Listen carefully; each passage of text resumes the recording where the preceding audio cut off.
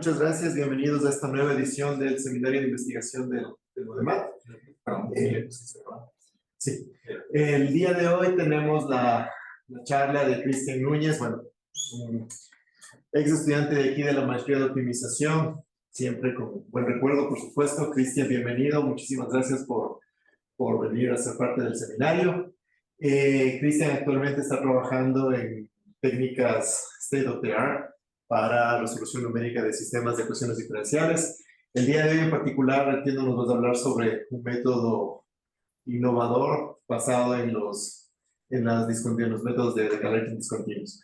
Así que, Cristian, nuevamente bienvenido. Muchísimas gracias por conectarte y te dejo con la audiencia del MODEMAT, que es tu audiencia también. Gracias, Sergio, por la introducción. Sí, estoy muy alegre de ver las caras conocidas del MODEMAT.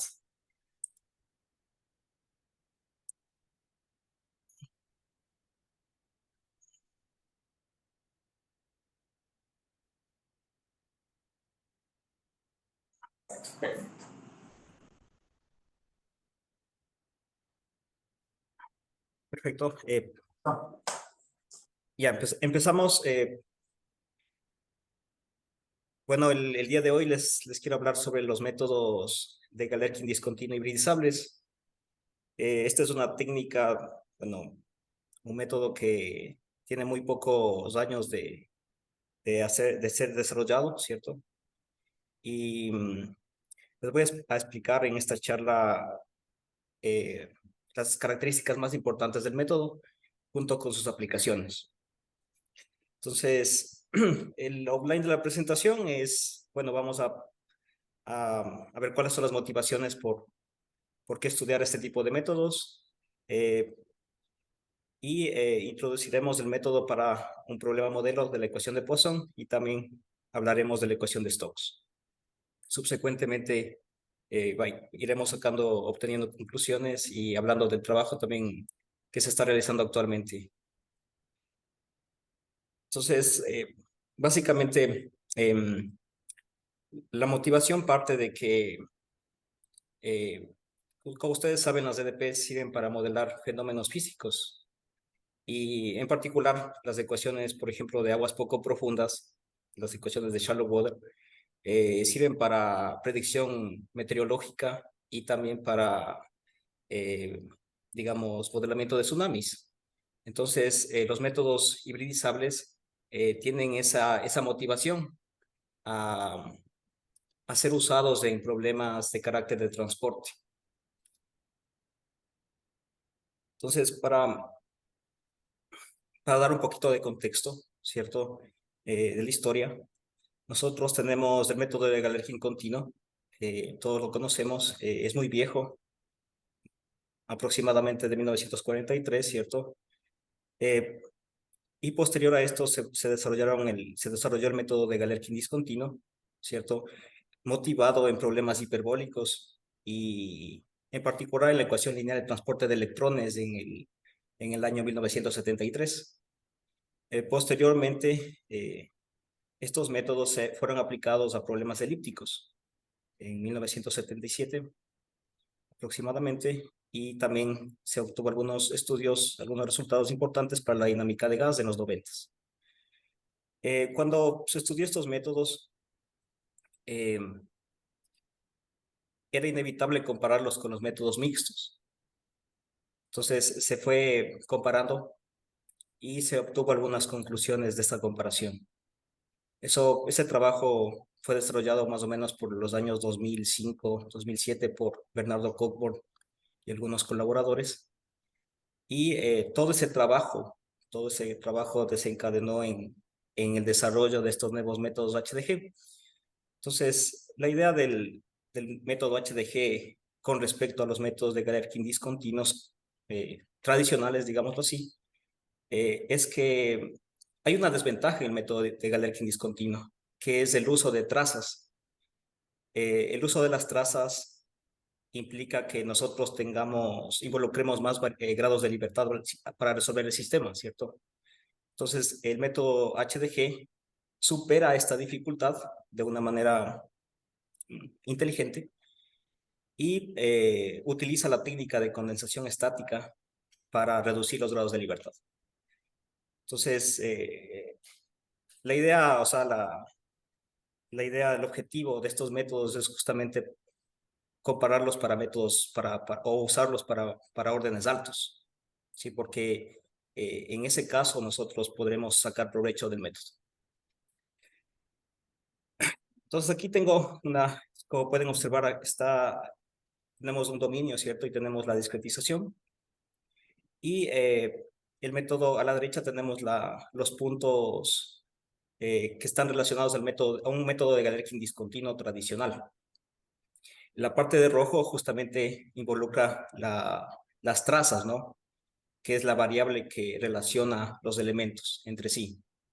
Entonces la idea es que escribamos, digamos, las variables que están en verde en función de esta variable de traza que está definida en el esqueleto de la malla, ¿no? En esta parte roja. Esa es la idea, digamos, general del método HDG. Entonces, para entenderlo un poco mejor, vamos a abordar este problema modelo. Tenemos la ecuación de Poisson, ¿cierto? Que todos lo conocemos. Y ese es el problema P1. Y nosotros, usando una variable dual, ¿cierto? Este Q, podemos escribir el problema P1 como una formulación mixta, ¿cierto? Entonces, tenemos esta formulación mixta. Luego de eso, nosotros lo que queremos hacer esto está definido en todo omega, ¿cierto? Lo que queremos es expresarlo para cada elemento, o sea, escribir este problema para cada elemento de la malla. Por lo tanto, si es que nosotros consideramos un mallado, ¿cierto? Que digamos, cada elemento va a estar representado por omega sub i. Bueno, cabe recalcar que el omega a priori se supone que es un dominio poligonal y nosotros podemos notar como gamma al esqueleto interno de la malla.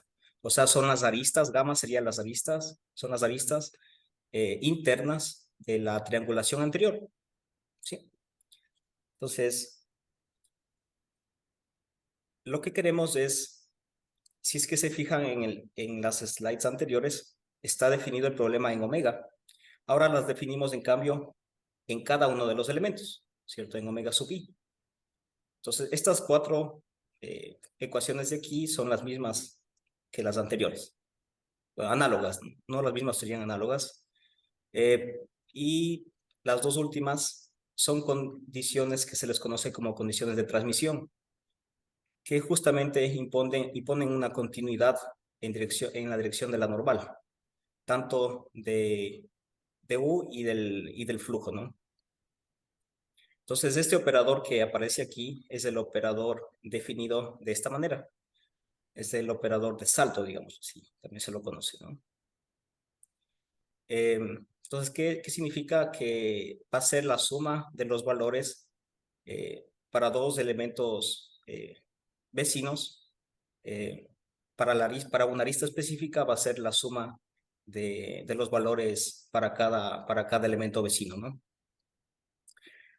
Entonces tenemos se puede demostrar que la solución original verifica esto. ¿Sí? Entonces, esto de aquí lo vamos a llamar como problema local, porque está definido para cada uno de los elementos.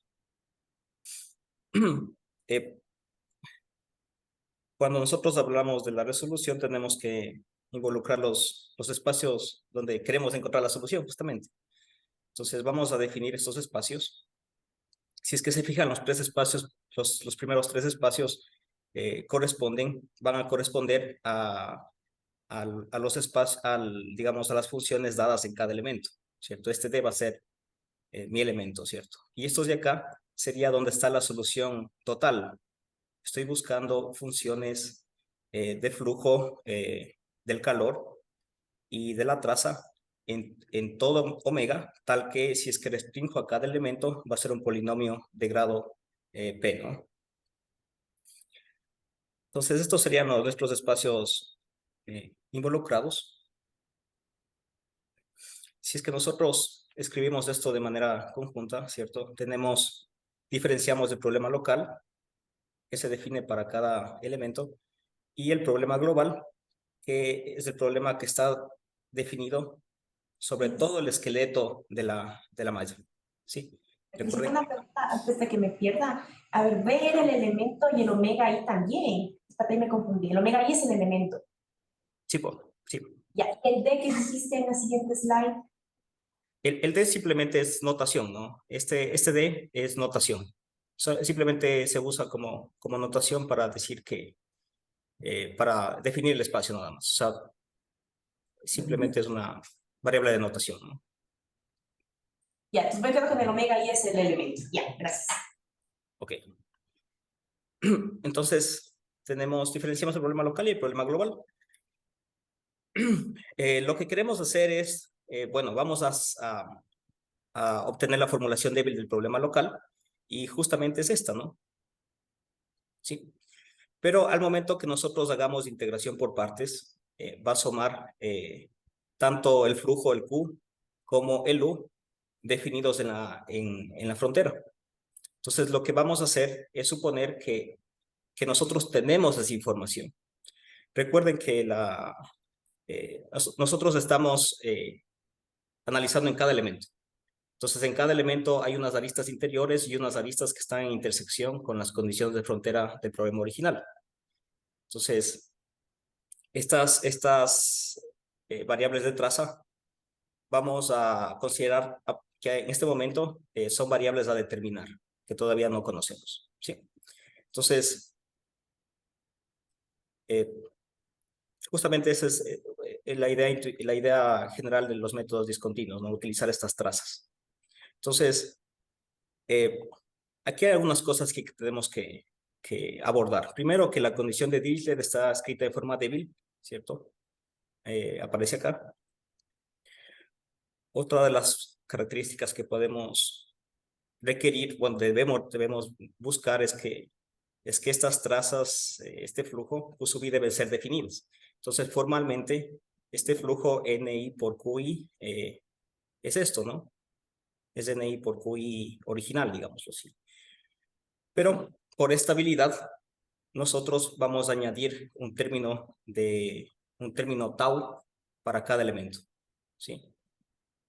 Dado de esta forma. Entonces, más adelante les mostraré un teorema que muestre cuál es la utilidad de esta regularización, ¿sí? Básicamente es para poder demostrar que existe única solución del problema local, ¿sí?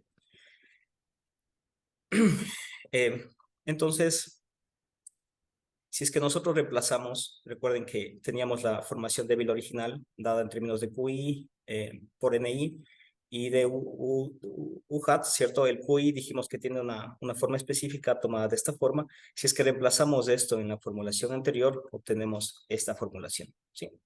Entonces aquí, si ustedes pueden notar, ya aparece solamente una variable de traza, que sería el U hat, ¿no? Que aparece en este término, ¿sí? Y acá también. Ya, entonces, ahora, esto de aquí es con respecto al problema local. Si es que obtenemos la formulación débil del problema global, obtenemos esto, ¿sí? Recuerden que este T aparece de la condición de Neumann, ¿sí? Y esto de aquí se verificaba para todos los elementos, claro, para cada una de las aristas del esqueleto interno y de la malla, ¿no? Entonces, tenemos esta formulación escrita en términos de Q hat, ¿sí? Pero si es que reemplazamos con el Q hat, la normal por el Q hat, obtenemos justamente esta expresión de acá abajo, ¿no? Entonces, este de aquí es el problema global porque está dada en todo el esqueleto de la malla, ¿sí? Ya. Entonces, si es que reunimos todo eso, ¿qué nos queda el problema a resolver? Queremos hallar el flujo Q el flujo de calor, la temperatura en estos espacios, ¿cierto? Tal que verifique esta formulación. Y además, esta traza, ¿cierto? Esté determinada por esta ecuación de acá abajo, ¿sí?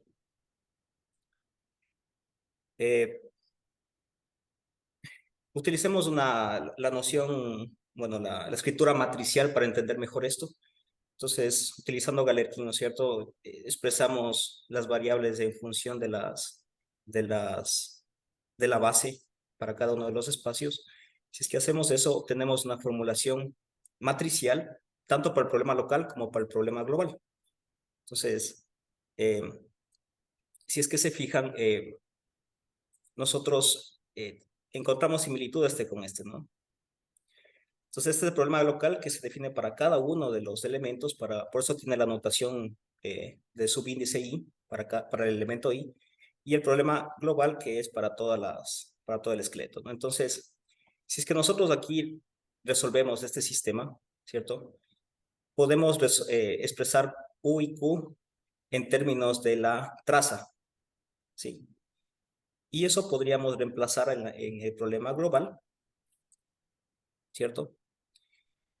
Si es que hacemos esto, obtendremos una expresión, ¿cierto? Solamente en términos de la variable de traza, que es justamente lo que aparece aquí. Entonces, esta notación este es el problema global, ¿no? Esta notación, A cursiva es el operador, es la notación de que estoy ensamblando, ¿no? Para todas las aristas. Entonces, para cada una de las aristas, ¿cierto? Ensamblo asociada a cada elemento y obtengo una matriz grande definida en todo el esqueleto de la malla, ¿sí? De manera análoga para el F. Entonces, lo que hicimos, esta técnica data de mucho tiempo, se lo usó en los años 60 en el contexto, bueno, no me acuerdo el nombre, pero era un ingeniero, entonces un ingeniero introdujo esto, o sea, esta técnica justamente en un marco matricial, ¿no?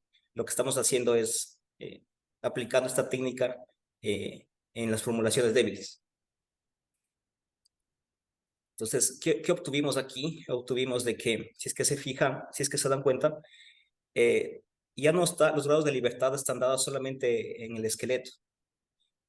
Y esta inversa de esta matriz, nosotros podemos irla guardando para que cuando resolvamos el problema para UHAT, la reutilicemos para ya calcular el U y el Q, ¿no? Entonces, bueno, una de las ventajas que podemos notar es que tenemos que almacenar estas matrices, ¿no? Algorítmicamente. Bueno, para darle un poco de contexto a por qué utilizar esta regularización, es que si es que yo utilizo la regularización, esto me sirve para demostrar con condiciones débiles de los espacios de aproximación, que es justamente que existe única solución. Entonces, como es un problema lineal, ¿cierto? Voy a suponer que U hat, F y U y la condición de frontera es cero, y lo que quiero demostrar es que U es cero, ¿sí? Con eso demostraré que es inyectivo, ¿cierto? El operador solución, y listo, ¿no? Entonces, lo que voy a hacer es utilizar los problemas locales, y bueno, tomo las funciones test de una manera adecuada, y obtengo estas dos ecuaciones de aquí. Si es que resto, este de aquí era el problema local, ¿no? Si es que yo resto esta con esta, obtengo esta ecuación, ¿no? Entonces, si es que tau, yo sé a priori que tau sub i es positivo, entonces si es que es positivo, puedo deducir que q sub i, esto también es positivo, ¿no? Es cero, bueno, no negativo, es cero, y también en omega sub i, y también el u sub i es cero en la frontera, ¿sí? Entonces, como q sub i es igual a cero, nosotros de la ecuación anterior podemos obtener de que esto de aquí es cero para todo w en omega sub t. Y esto de aquí, si es que hago integración por partes, ¿cierto? Estoy en las condiciones homogéneas, tendría esto de acá. Y si es que tengo esto de acá, tomo W igual a este término y puedo concluir que esto es cero en omega sub i, ¿sí? Este gradiente. O sea, lo que me dice es que U sub i es constante dentro del elemento, pero por las condiciones de frontera, eso me permite concluir de que U sub i es cero, ¿no? Entonces ahí se ve la utilidad de este parámetro de regularización. Generalmente este tau viene asociado al tipo de ecuación que estoy aplicando el método, ¿sí? Por ejemplo, si en la ecuación de Poisson va a estar dado en términos de la difusión, del término de difusión, ¿sí? Pero puedo tomarlo como uno, ¿no? Y también puedo tomarlo como constante. Aquí hicimos la diferenciación, la generalización de que se puede tomar variable, pero por simplicidad lo podríamos tomar constante en todo. Este tau constante igual a 1, por ejemplo. Eh, ¿qué pasa con respecto al error? Entonces, lo que se puede demostrar es que, bueno, para el estudio del error hay que involucrar operadores de proyección adecuados, pero lo que se puede demostrar es que hay una convergencia, si es que utilizo polinomios de grado K, hay una convergencia de orden K más 1, que se le conoce como convergencia óptima. Y también sucede lo mismo para la variable dual, para el Q, ¿sí? Entonces, estamos bien con respecto a la convergencia. Me parece que se puede competir. Pero aquí hay algo interesante de este método que, ¿se acuerdan que les dije que se comparó, el desarrollo fue dado por la comparación con los métodos mixtos? Entonces, utilizando ideas de los métodos mixtos, se pudo proponer un postprocesamiento. Este postprocesamiento es resolver una ecuación adicional, pero solamente localmente. Es decir, es un proceso barato. Entonces, si es que yo puedo, o sea, este proceso lo que me dice es que puedo encontrar una función en este espacio, ¿cierto? De un orden mayor, más uno, tal que pueda mejorar un orden adicional a mi convergencia, ¿no? En este caso, este U hat va a tener un orden K más 2. Sí, este problema, como les dije, es local. Entonces, ¿en qué consiste el problema? El problema adicional consiste en resolver esta ecuación, estas dos ecuaciones, con una restricción adicional que es la de acá. Sí. Entonces, aparte de tener esa convergencia óptima, tengo una superconvergencia en el método. Bueno, os voy a mostrar un poco de los experimentos numéricos. Bueno, aquí está una solución manufacturada, trucada, una solución simple. Y bueno, la aproximación por HDG para el problema de Poisson se vería de esta manera, ¿no? Aquí estoy utilizando polinomios lineales. Sí, perdón, polinomios constantes, K igual a 0, en donde tengo un orden de convergencia lineal, ¿no?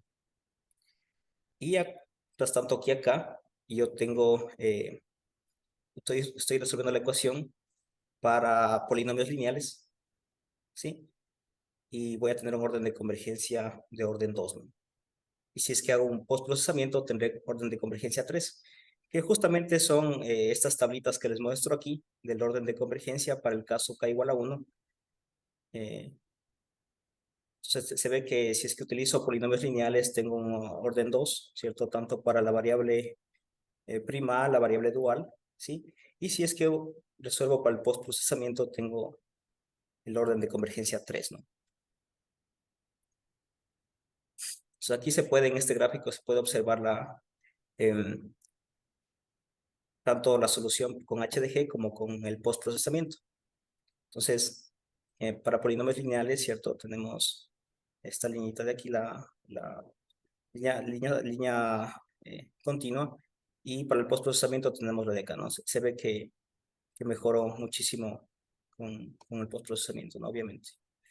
Entonces,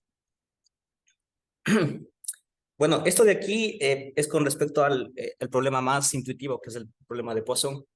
Esta técnica también se la desarrolló para el problema de Stokes, que es un poco más complejo, pero Es análogo a la construcción, ¿cierto? Si es que yo considero el problema de Poisson, ¿cierto? Escrito de esta manera, el análogo del Q igual al gradiente de U es este, ¿no? Del problema anterior, entonces tendría, si es que yo tengo este problema, la ecuación de Stokes puede ser escrita en términos de cada uno de los elementos y bueno, igual aquí voy a tener las tres ecuaciones iniciales y las dos últimas que son la condición de transmisión, ¿no? Entonces, bueno, aquí nuevamente aparece el operador salto, ¿cierto? Este operador de aquí y este de acá. Este es producto tensorial. Y si es que nosotros utilizamos los espacios adecuados, recuerden que en este caso el L es una matriz, ¿cierto? De orden la dimensión del problema, ¿cierto? Este de aquí corresponde a la velocidad y este de aquí a la presión. Y el espacio que está asociado a la traza sería este M sub H, ¿no? Es muy análogo a lo que hicimos antes. Entonces, como antes nosotros podemos, en este problema vamos a necesitar una variable adicional que es para poder realizar, o sea, para poder reducir los grados de libertad, utilizar la técnica de condensación estática, vamos a necesitar una variable adicional que es este P sub H hat, ¿no? Perdón, barra, ¿no? Entonces, la idea es que el problema local se escriba a través de las trazas y además de este P sub H barra, ¿no? Que aparece acá, ¿sí? Acá. Y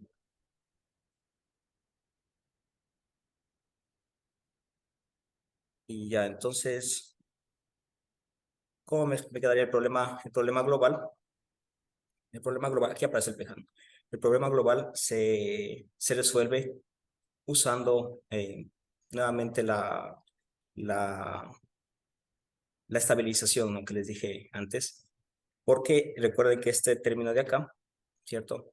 Se escribe nuevamente con un término de estabilización. En el contexto general, lo que tengo es, aquí aparece el pH, no me estaba faltando el pH bar. Pero en el contexto general, esta estabilización, yo les dije, aparece como una multiplicación de una constante por esta cantidad, ¿no?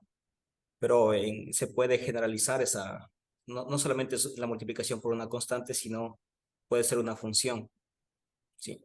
Hay estudios de que el método para ciertos problemas mejora si es que tomo esa función, este S, de una manera adecuada, ¿sí? Pero bueno, en nuestro caso, simplemente sería, este S sería simplemente tau por esto, ¿no? Ese es el operador. Entonces el problema, igual que antes, tenemos el problema local, el problema global, ¿sí? Y bueno, aquí fíjense que para la resolución numérica de esto lo que necesito es utilizar el método de Lagrangiano aumentado, o sea, multiplicador de Lagrange para calcular este. Pero las ideas son las mismas del caso de Poisson. Entonces, ¿qué pasa con el postprocesamiento para el caso de Stokes? Del postprocesamiento, este B asterisco aquí me faltó definirlo, pero el B asterisco es el mismo conjunto donde está la velocidad, pero con un orden más alto en los polinomios de aproximación. Entonces, análogo al caso de Poisson, nosotros podemos resolver este problema, ¿sí? Localmente, porque es para cada K, es barato, y obtener una superconvergencia también para este problema, ¿no? Entonces, en términos del error sería que tanto para la presión, para la velocidad, bueno, aquí no está escrito, también para el flujo, ¿cierto? El L, se tiene convergencia óptima, ¿no? Y si es que resuelvo adicionalmente el problema del postprocesamiento, tendría un orden mayor de convergencia, que es K más 2. Entonces, un poco de experimentos numéricos para validar el orden de convergencia. Consideramos un U y un P conocidos. Y bueno, aquí les quería mostrar. Esta de aquí es la velocidad exacta, ¿sí? Y esta de aquí es la aproximación por h de g con polinomios lineales. Para h igual a, la discretización h igual a tamaño de paso de discretización h igual a 0.1, ¿no? Pero si es que nosotros utilizamos, bueno, aquí utilicé un paso grande para que se viera justamente la discontinuidad, ¿no? Del método, ¿no? Pero si es que utilizo el postprocesamiento, veo que mejoro la solución, ¿no? Este de aquí tendría convergencia, este de aquí tendría convergencia 2 y este de aquí tendría orden de convergencia 3, ¿no? Para el caso lineal. ¿Qué pasa para la presión? Lo mismo. Entonces tendría esta la aproximación por h de g.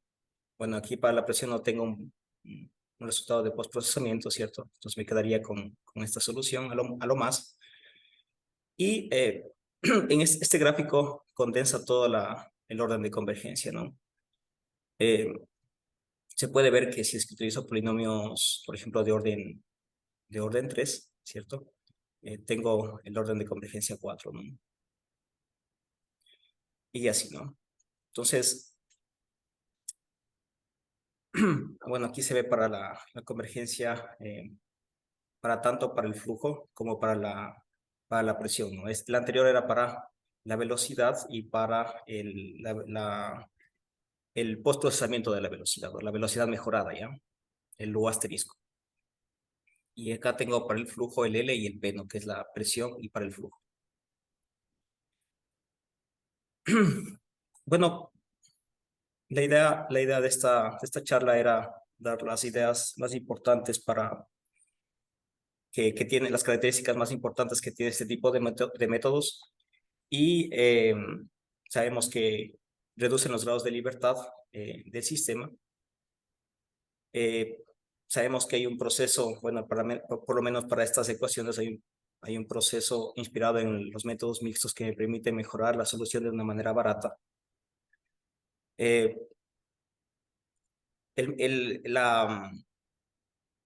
sea, el objetivo de estos métodos discontinuos es aplicarlos a problemas de transporte, ¿cierto? Entonces, los introduje para problemas elípticos, pero la idea es que se utilice para problemas de transporte, ¿no? Y lo que me encuentro, digamos, trabajando actualmente es aplicar o desarrollar métodos para las ecuaciones de shallow water. Entonces, hay algunos desafíos que debemos superar porque, digamos, el planteamiento del esquema es un poco distinto. Y además, la idea es que nosotros sabemos que, bueno, por la mecánica sabemos que las ecuaciones de shallow water son un sistema hamiltoniano. Entonces, la idea es que nosotros combinemos los métodos HDG con un integrador simpléctico que me permita, no sé, conservar cantidades físicas de interés de estas ecuaciones. Por ejemplo, la energía, ¿no? La cantidad de masa, no sé, algunas cantidades involucradas. Y justamente eso es todavía algo que se está trabajando. Actualmente ya existen métodos HDG aplicados a esta ecuación, pero no son simplécticos. Entonces, lo que queremos ver es si es que podemos competir con los métodos ya existentes, justamente utilizando este nuevo método junto con un integrador simpléctico. Sí. Bueno, como ustedes saben, las ecuaciones de shallow water son lineales y son no lineales, pero se lo puede linealizar. Entonces, Para el caso más simple de la linealización de Shallow Water, se han obtenido algunos resultados interesantes que pronto les mostraré en la próxima charla, el capítulo 2 de la charla, para, para ver cómo va, si es que esta idea rinde muchos frutos o si es que todavía es un trabajo que se puede mejorar o que se puede hacer, ¿no? Eso sería todo y les agradezco mucho por la atención. Si tienen alguna pregunta, estoy listo para responderles. Sí, Cristian, por esta charla súper interesante. Momento de preguntas, comentarios, dudas. Cristian, por curiosidad, más o menos en términos de ejemplos o de ejercicios numéricos, ¿cuánto reduces efectivamente el número de variables? No sé si nos puedes dar eso en el caso de Poisson o de Navier-Stokes. Justamente esa pregunta, no, justamente hoy en la mañana estaba trabajando en eso, pero no la conozco todavía. Pero en el problema local, lo que yo resuelvo es el número de nodos, ¿cierto? En este problema de Poisson, por ejemplo. Es una buena pregunta, una pregunta muy directa, ¿no?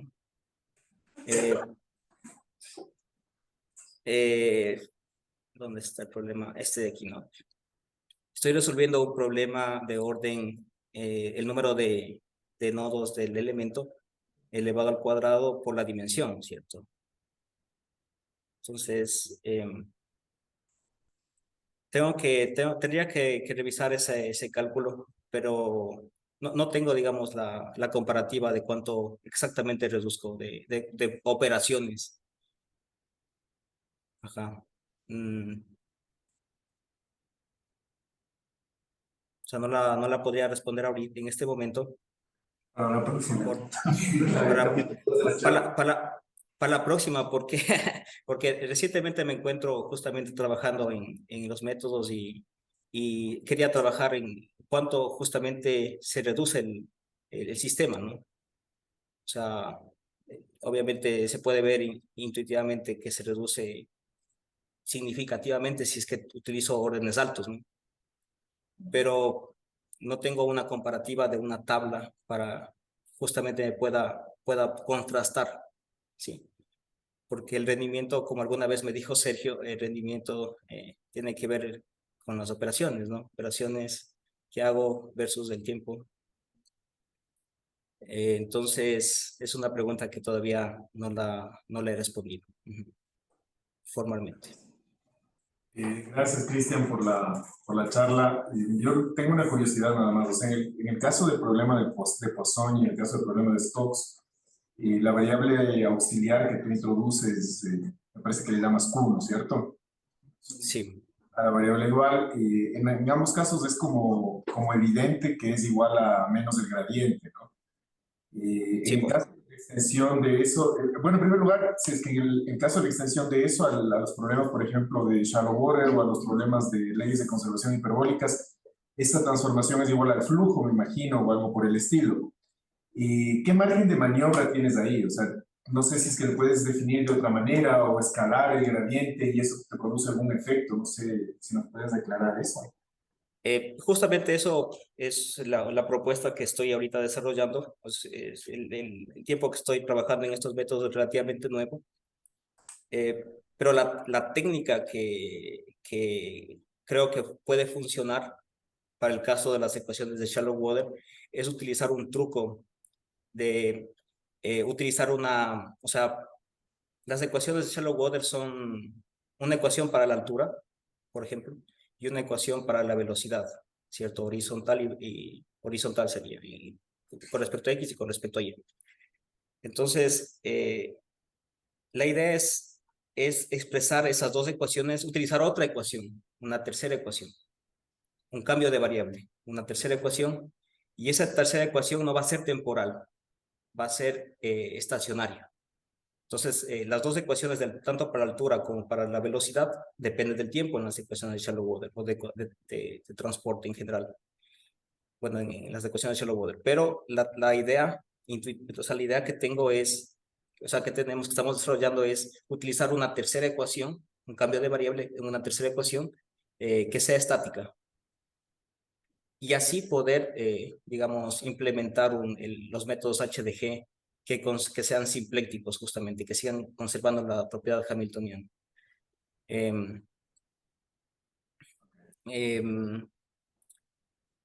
¿Qué más les podría decir al respecto? Pues si es que lo piensan inicialmente, yo podría tomar una ecuación cualquiera, ¿cierto? Y como se hizo para la ecuación de Poisson, y la traza, o el flujo, más bien dicho así, se podría expresar como el mismo flujo más este tau por la variación de la cantidad involucrada, ¿no? Entonces es lo que hicimos inicialmente, ¿no? Cristian, pero en el mismo contexto, ¿siempre necesitas entonces una formulación mixta para trabajar con esta aproximación? Siempre necesito, sí, al menos para estos problemas, sí, una formulación mixta, donde aparezca el flujo. Ahora, No, sí, no. no, un poco en el sentido de lo que dice Sergio también, o sea, es como que siempre tienes una formulación como de energía, lo mismo mencionas en el caso del shallow water, quieres una formulación de energía también, una formulación estática. Esa variable Q, ¿no es cierto?, tiene mucha relación, me imagino, con la variable dual, si es que le analizas el problema de energía como un problema convexo, ¿no? Claro, o sea, el funcional de energía en este caso va a ser, por ejemplo, para Poisson, va a sumar el funcional clásico que conocemos más la proyección de UH menos UHAT, ¿no?, al cuadrado. Entonces, es justo lo que acaba de decir acá, exactamente. Sí, Cristian, perdón, y ahí mismo. Usualmente una de las críticas que le hacen a la formulación mixta es, obvio, aumentas una ecuación, eso escala el problema. Y además, para obtener mejor resultado, haces este postprocesamiento. Entonces, en términos generales de costo computacional, ¿cuánto ganas la reducción del método versus este exceso de ecuaciones? Si comento eso de alguna forma. ¿En qué escenarios ganaría, digámoslo así? Está claro, compensa, porque tienes, o sea, el HDG te reduce tamaños, te hace un ahorro. Pero por otro lado tienes una ecuación extra y además que no es una ecuación sencilla. Y además tienes el postprocesamiento que resuelve la otra ecuación. Entonces, ¿compensa? ¿En qué escenarios? Exacto, ¿en qué escenarios te compensa? Al inicio de la charla, bueno, en el abstract puse que es menos eficiente, ¿no? Pero creo que me equivoqué porque no necesariamente es menos eficiente, ¿no? O sea, no necesariamente el hecho de que reduzca, así como ustedes lo contrasta, no significa que sea más eficiente, ¿cierto? Como lo dijimos también en la charla, tengo que ir almacenando las inversas, digámoslo así, entre comillas, ¿no? Para resolver luego, calcular las variables originales, ¿no? Entonces, dependería, eso es una pregunta en general de los métodos numéricos. Dependería de la ecuación, dependería del fenómeno, o sea... Y en el caso concreto de Stokes, ¿tienes alguna comparativa? En esto, o sea, lo que introduje aquí, no podría decir que son mejores para estos problemas porque simplemente estoy utilizando como modelo para explicar, porque no tiene sentido utilizar un método muy sofisticado para algo que funciona bien. Entonces, justamente eso. Cris, es más una duda, creo que no entendí bien. O sea, tú necesitas esta variable dual, ¿no es cierto? Que está relacionada con este flujo que venga a ser ahorita el gradiente de la velocidad.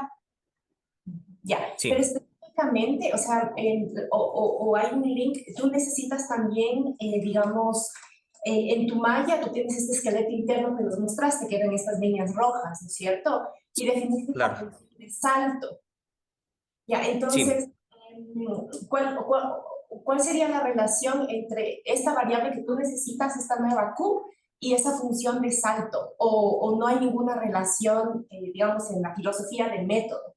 No sé si me estoy diciendo...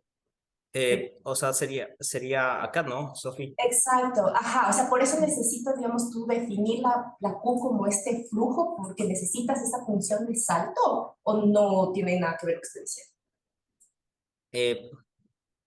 Bueno, estas condiciones de transmisión, si es que tú lo ves acá, lo que estoy diciendo que hay continuidad con respecto a en dirección a la normal, ¿cierto? Ajá. Porque si es que no fuese continua, por ejemplo, de esta segunda ecuación, uno fuese continua, el Q sería como un delta, ¿no? ¿Cierto? Entonces, por ejemplo, esta ecuación de aquí, la penúltima, se satisface automáticamente. Esta de aquí. La ecuación de flujo, Eso es. esta de aquí, lo que me está diciendo es que para los dos elementos vecinos, el flujo que sale es igual a menos del flujo Sí. contrario, ¿no? O sea, Ya. físicamente. Ajá. Ya, ok, Entonces, ya. O sea, ya, entonces, por ejemplo, no tendría sentido definir una variable con la divergencia, viene de Stokes. claro, no, inicialmente no lo sé, Sofi, pero bueno, todas estas ideas están desarrolladas en el marco de los métodos discontinuos, ¿no? Pero se demuestra justamente que la variable, o sea, que la solución original verifica esto de acá. Sí, eso se puede demostrar. O sea, entonces, básicamente para que haya esa equivalencia, necesito esas condiciones de transmisión dadas tanto en el flujo como para U por N, ¿no? Ya. En el caso de que la solución de tu problema no tenga la regularidad H1, ¿tienes todavía, digamos, buenos resultados de convergencia? Sí tengo buenos resultados de convergencia. Lo he testeado con las ecuaciones de Shallow-Water lineales, con esa propuesta que tengo en mente. Sigo teniendo un buen comportamiento en la convergencia. Sí. Pero justamente diseñar estos métodos, el espíritu, la motivación es justamente ver la forma de expresar todas estas cantidades para que aparezca, para que lo pueda formular de manera de poder utilizar la condensación estática, ¿no? O sea, por eso en el problema de Stokes yo necesitaba una variable auxiliar con respecto a la presión, que era el P barra. Esa variable asoma ahí justamente o sea, me ayuda para poder condensar estáticamente, para poder reducir los grados de libertad. Entonces, cada ecuación va a necesitar un trabajo específico para poder, o sea, para poder desarrollar este tipo de métodos. ¿Preguntas, dudas? No sobre el caso, Cristian, muchísimas gracias nuevamente. En tu defensa de la candidatura y bueno, quedamos a la espera del capítulo 2. Claro, para responder la pregunta de Pedro, sí, para la tabla comparativa. Sí. Muchísimas gracias por haberse conectado. Gracias, Luis. Suerte, colegas. Bye, bye. Chao. Nos vemos.